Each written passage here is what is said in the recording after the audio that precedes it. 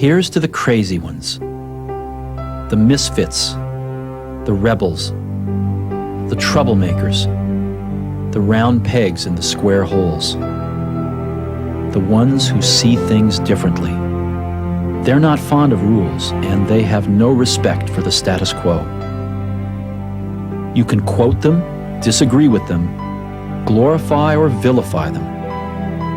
About the only thing you can't do is ignore them, because they change things. They push the human race forward.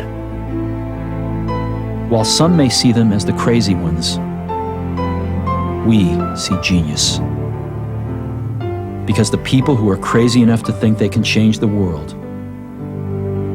are the ones who do.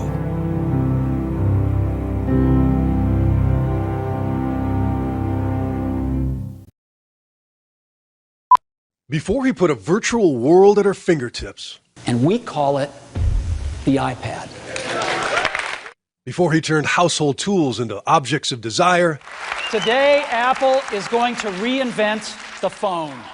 Before he changed the way we are entertained. And you can watch it on your iPod. A 20-year-old Steve Jobs launched a revolution from his parents' garage. With buddy Steve Wozniak, they set out to move the power of the computer from the laboratory to your lap. The penalty for failure for going and trying to start a company in this valley is non-existent. And his brimming confidence was validated when they launched the Macintosh. We worked hard, and in 10 years, Apple had grown from just the two of us in a garage into a $2 billion company with over 4,000 employees. But the 80s brought a power struggle with Apple's board, and Jobs was soon fired from the company he founded. And so at 30, I was out, and very publicly out. What had been the focus of my entire adult life was gone, and it was devastating.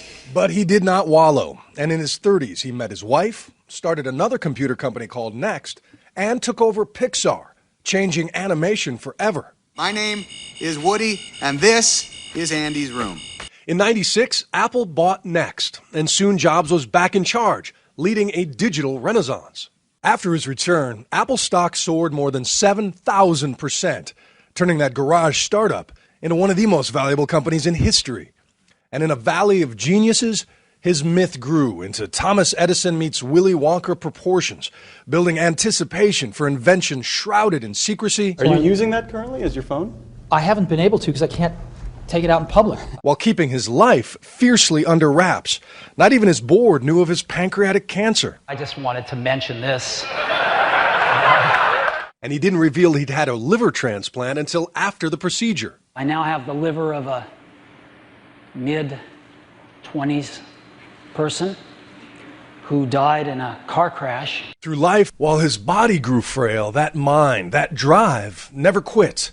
A standing ovation welcomed his surprise appearance at the spring launch of the iPad 2. But then came this letter in August. I've always said that if there ever came a day when I could no longer meet my duties, I would be the first to let you know, he wrote. Unfortunately, that day has come. Here was a man who'd peered into the future, seeing how we'd work and play 20 years before we'd ever hold the proof. Everything will be portable. People want large color screens that they can put photographs on. People want motion video. And when the body began to fail, he was driven anew by the clock and that burning need to build something great. Remembering that I'll be dead soon is the most important tool I've ever encountered to help me make the big choices in life. Because almost everything, all external expectations, all pride, all fear of embarrassment or failure, these things just fall away in the face of death, leaving only what is truly important.